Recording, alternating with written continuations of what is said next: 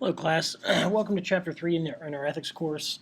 We're going to focus on the approach to ethics known as ethical subjectivism, which is essentially the viewpoint that ethics and its verification, its validation primarily comes from the subject itself, the subject's views.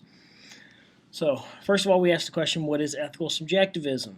Ethical subjectivists are those that maintain there are no objective moral standards because the subject that holds the viewpoint is the determination of the moral standard, not some other objective criteria like community appeal or God or anyone outside of the subject's views necessarily. So ethics is relative, in other words, to the subjects that hold a particular viewpoint. Individual viewpoints would be the basis of their own ethical perspective and verification of that perspective. It's just natural in this view that not everyone would share the same sense of morality. Ethics is relative to an individual's experiences and beliefs specifically. For an ethical subjectivist relies upon the assumption of values clarification or a value-neutral approach. This means that they are not trying to judge a person's views. They just want to understand a person's values. There are no values that are better than other values because everyone has a right to their opinion or their viewpoint, so to speak. That would be the ethical subjectivist position. According to this approach, values are something one clarifies rather than discovers. In other words, you are in the process of determining and defining your own values rather than discovering some value that is the basis of ethics that's outside of your own viewpoint. You seek to understand the things that others value and that you value, but not change those or alter those or say they're unethical in any way.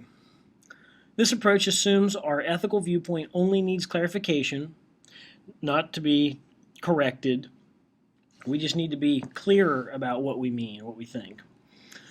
It assumes that we only need clarification, but this can also retard our moral development. What this means is, according to this viewpoint, if everyone already has their own standard of ethics, and it's just as good as anybody else's, and then there's a sense in which you don't have a right to impose your views on another person, even if that other person is, say, you could argue your child. As if you don't have a right to impose your moral view or a different moral view on the views of a child, or let's say a serial killer, or someone who breaks into your house. You have no right to impose your values upon the other person, and they don't have the right to impose their values upon you. This would be problematic. A person's opinion, according to this view, expresses what this person believes, and it just needs to be clarified.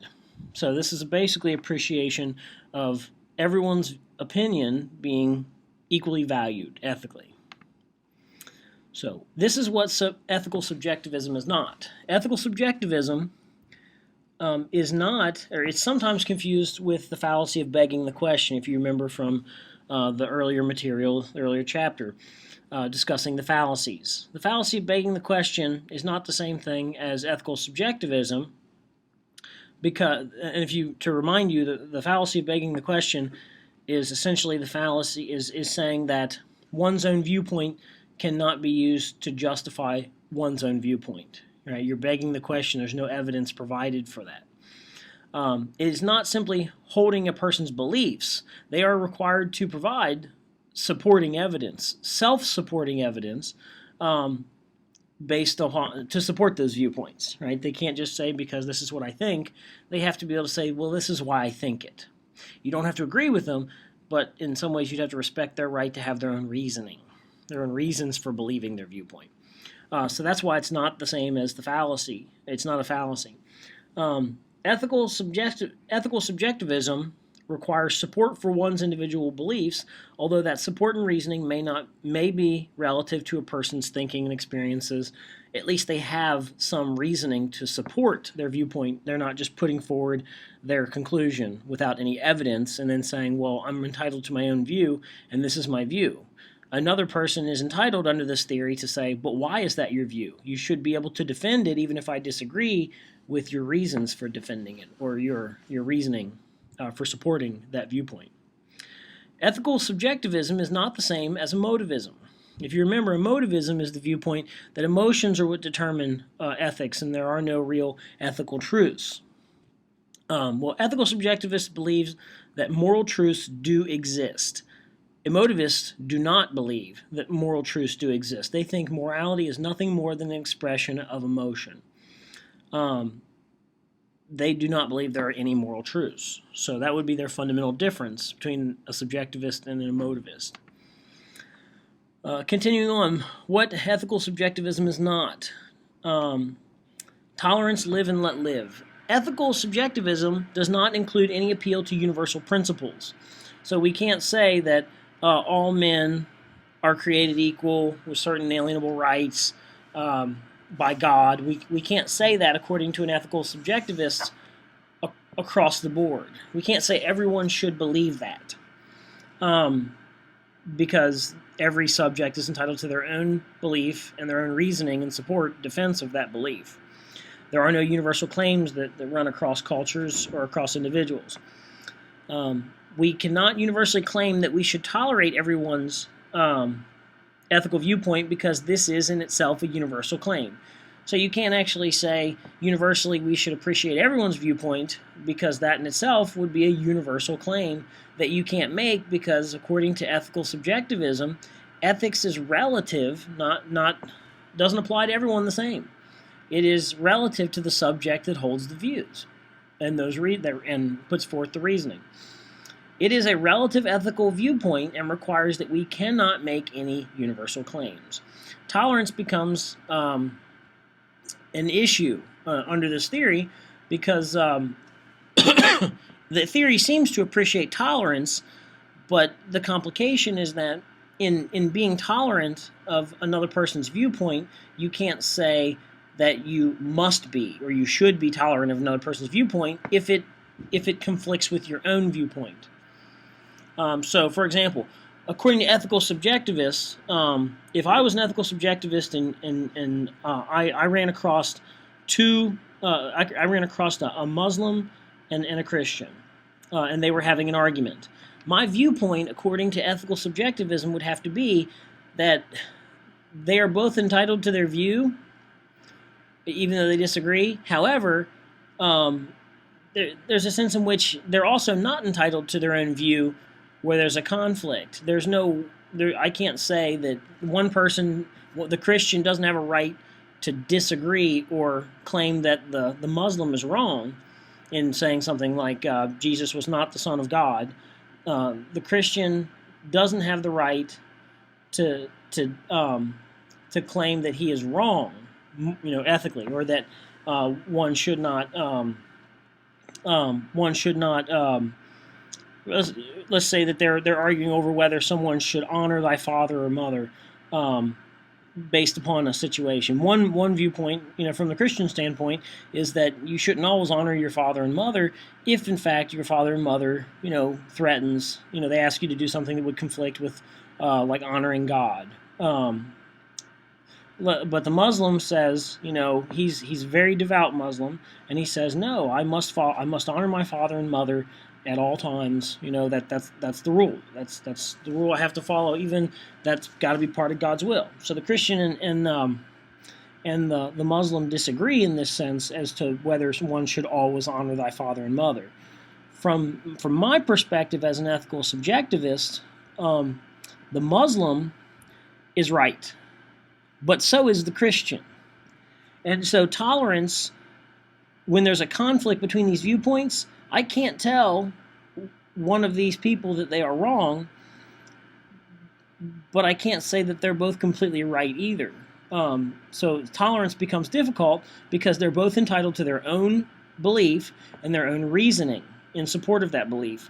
And I don't have a right to tell them they are wrong in their viewpoint, and they don't have a right to tell me that I am wrong or that the Christian is wrong in his viewpoint, simply because tolerance is a consequence of ethical subjectivism.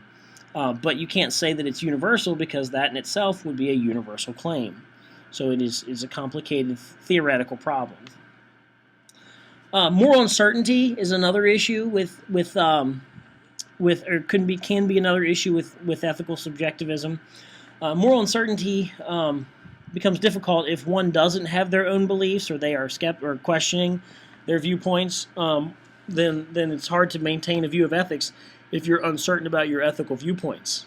So the viewpoint almost demands that a person should be able to provide their own beliefs and their own reasoning for those beliefs. That is uniquely their subjective perspective. Ethical skepticism states it is difficult, if not impossible, to know whether moral truths exist. So this is a viewpoint in ethics that we cannot prove, or we have not proven that there are any universal moral truths that hold for everyone.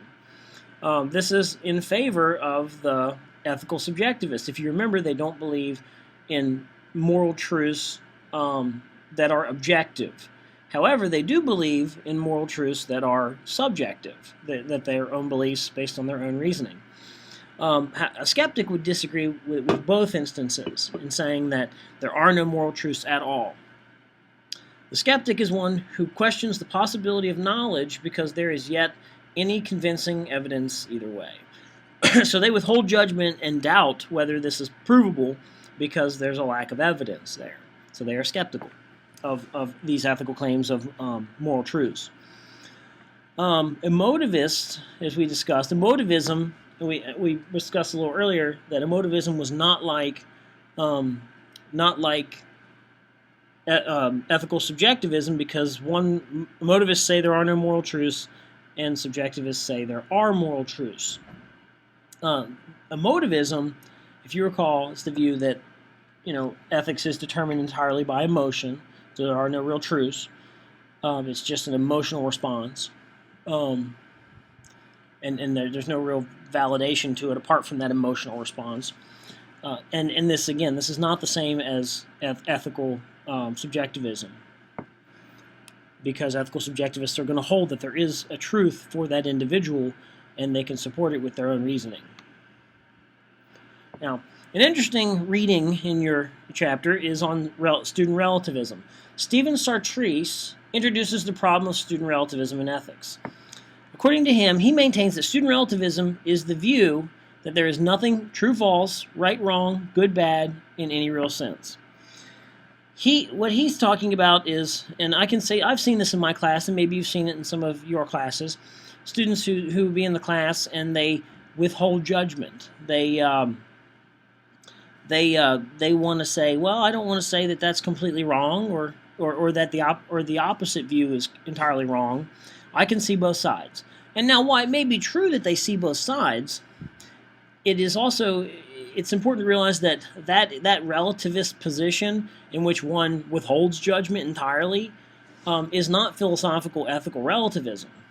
Ethical relativism, as it's used in philosophy as a theory, maintains the position that there is a right and wrong, a good and bad, but only with respect to a particular group of people, a standard of inquiry that is predetermined or is determined by the people doing the inquiry, or a particular culture that engages in inquiry. For example, ethical relativists would maintain there is an American good or bad. There's an American right or wrong. There is an American ethical way to do things and a standard, right? And then there's a non-American, non-ethical way. The same thing would hold for the Chinese. It's not going to be the same as the American way of doing things, but for them it is right, it is wrong, it is good, it is bad. I was briefly interrupted. Okay, so we're talking about student relativism in the Stephen Sartre reading. He's maintaining that student relativism, as he's using the term, is not the same as ethical relativism as a theory used in ethics and in philosophy. Because student relativism is not holding any right, wrong, true, false view. In some ways, maybe it's, or for some reason, maybe it's because they they don't want to offend others, or they don't want to have their views critiqued or questioned. But he's maintaining he sees a lot of students holding this view. And so he wants to make a distinction between these kinds of relativism.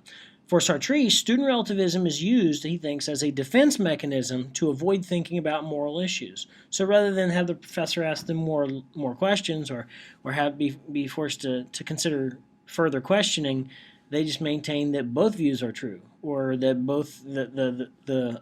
that abortion is both true and false, or it's true that it's wrong to have an abortion, but sometimes it's okay. It's false that it's a bad thing, or that it's right to have an abortion, but it's also wrong. And apply this to any ethical issue.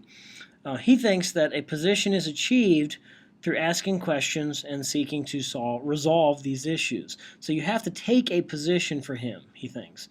Even if it's an ethical relativist position, which is to say it's only right for this group of people, you have to maintain that it's right for those people that think like that, at the very least. You have to hold a position. You can't hold a student relativist view, which is that there is no position, is what he's arguing. To go through, effectively go through an ethics course, or go through an issue. So for him, student relativism does not engage with questions or issues, but it aims to avoid them. The whole purpose of it is to avoid having to answer or be asked more questions. So the root of ethical subjectivism. Ethical subjectivism gets its origins, or finds its primary origin in romantic philosophical literature, I guess you'd say, with what is known as a sentimentalist, Jean-Jacques Rousseau. He's a philosopher, a French philosopher, that advocated ethical subjectivism because people are basically good and want to do the right thing, if not corrupted by society. So what he argued was that we are born good creatures, good beings, good ethical beings. We want to do good things and love and avoid pain, or we want to avoid hurting others, and we want to pity others. But it gets corrupted through society's influence. Society hardens us, I guess you'd say. He subscribes to what he calls the, quote, law of the heart, which is this internal belief that the heart is good and that it drives us to want to be good. The law of the heart maintains that our feelings alone inform us of what is right and wrong, not abstract principles of society. So when we talk about abstract principles of justice, or when we talk about a moral rule or some universal or abstract principle that one must follow based on reasoning, he thinks that those are the kinds of things that distract us or dissuade us from following our heart, so to speak, following the feelings that you find in your heart. And this is why he's a subjectivist, because the reasons are found ultimately in the validation of your heart and following its viewpoint, following what it feels to be right, the gut feeling, so to speak. Society forces upon us what he calls masks of hypocrisy and deceit. So you're born naturally wanting to love others, but then you get hurt. Then, somebody doesn't love you back, or someone mistreats you by taking advantage of that love, and it teaches you not to love, to be more defensive, to be more cautious, more self-interested, and not want to express that love or that trust with others. This is what society's effect is upon people, according to the way it is now, the way it has been for Rousseau. He thinks the answer is a proper moral education that would remove the deception of society's influence and allow us to remain open and innocent like we are when we are children.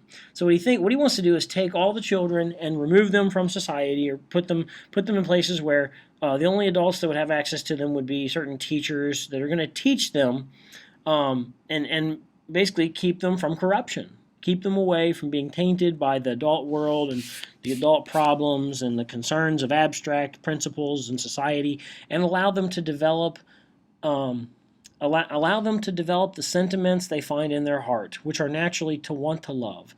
Children want to give mom a big hug. They don't want to tell mom, she's stupid, or that, she doesn't know what's best for him, or the child naturally wants to give mom a big hug or give her a big kiss. When someone's crying, a child naturally wants to say, "Are you okay?" They don't just worry about themselves. Is his argument. He's saying that in children we find this innocence. So that's Jean-Jacques' general view. So the corruption of society causes us to transform or invert our natural desire to love ourselves and to feel pity for others. And it causes us to try to take advantage of others and derive pleasure from the pain of others, according to Rousseau. And so we want to promote the innocence and the feelings that are natural in the hearts that we find, especially in children, but he thinks are in all people, at core. It just gets corrupted. So a critique of this romantic sentimentalist view is, according to Mary Wollstonecraft, she maintains that moral truths must be the same for both men and women, and according to the sentimentalist view, it's not even the same between two individuals, let alone two individuals of different sexes. It would validate an individual difference between anyone's feelings, but especially between men and women. And there's already a divide there, so she thinks that it could be used to justify. Possibly it could be used to justify discrimination against women, further discrimination against women, based on one's feeling that it's right. Romantic sentimentalism, subjectivism, and sociopathology or sociopathy. According to this view, a psychopath, who is a person who lacks a moral sense, could be justified in their viewpoint. They have every right to hold that view because they're following their instincts, their intuitions, and their feelings, right? They're acting upon them. That's usually what they say. They have this innate desire to kill or to hurt others or to watch others suffer. So the question that arises here is, are personal feelings alone a reliable moral guide? I mean, think about a time when you followed your feelings and maybe your feelings were wrong. You felt like maybe you should have thought it through a little more. And this would be, in some ways, an example or a potential counterexample to the ethical subjectivist position. Kitty Genovese syndrome is another issue that's raised. In 1964, Kitty Genovese was tortured and eventually murdered outside of her apartment. I believe it's in New York. None of her neighbors did anything to help her, and her attacker was able to leave her twice and return a third time before finally murdering her. Kitty Genovese syndrome has been characterized by this indifference to others' distress. No one called the cops. He was allowed to torture her for a lengthy period of time, half the night, half of the evening and half of the night before this individual finally killed her.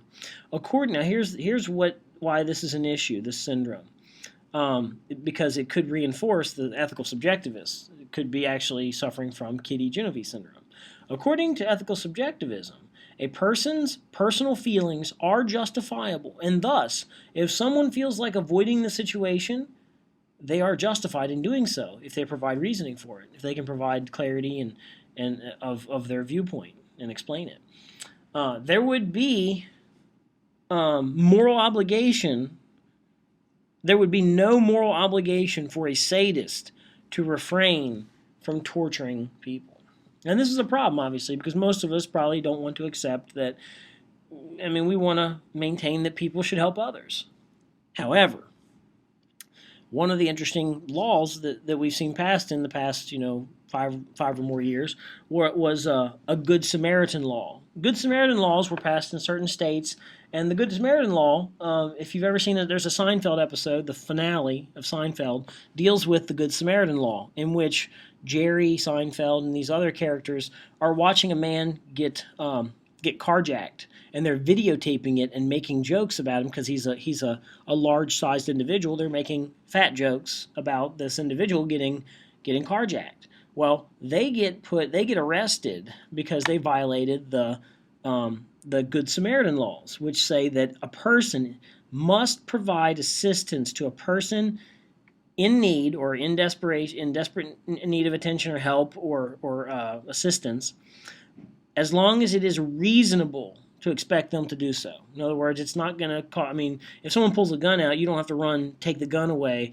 from that guy or that person. But if it's reasonable, so in other words, if you see somebody being carjacked and it doesn't look like it's an imminent threat to you, and with minimal effort to yourself, and it's reasonable that you would not get harmed, you could stop this incident. So let's say that you're a 28-year-old, very physically fit man, and you watch a 14-year-old girl try to carjack an old woman.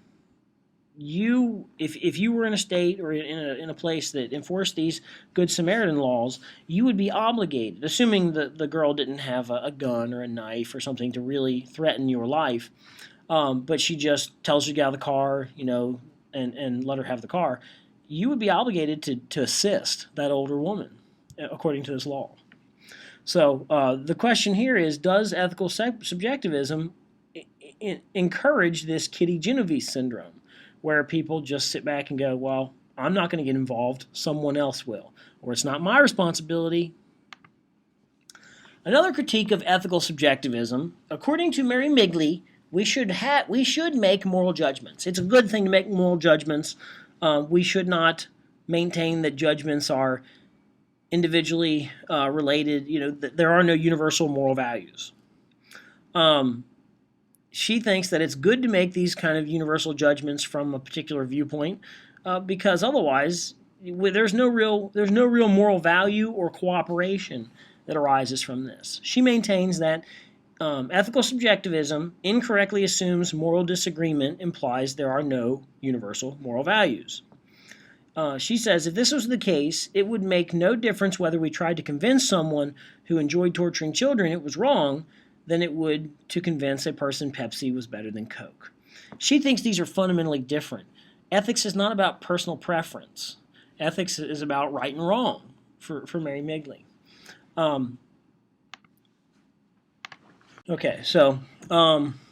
Migley thinks that ethical subjectivism is not compatible with ethical subjectivism is not comparable in this example.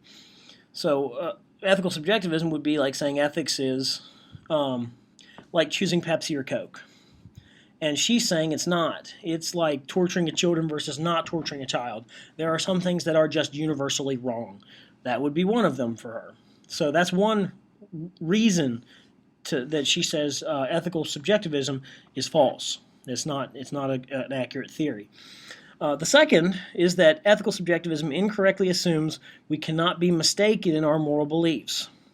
And like I said before, have you ever followed your gut feeling or followed your subjective viewpoint and then been wrong? Reasoned it out later and thought, well, maybe I shouldn't have acted that way or should have done that differently.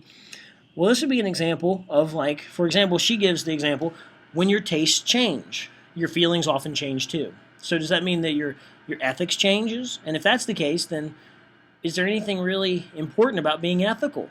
Because if it changes that quickly, that easily, just like your preferences or your tastes, if I stop, is it a big deal in my life if I stop liking Chinese food and start liking Mexican food? Is that going to fundamentally define me in the same way that my ethical viewpoint does?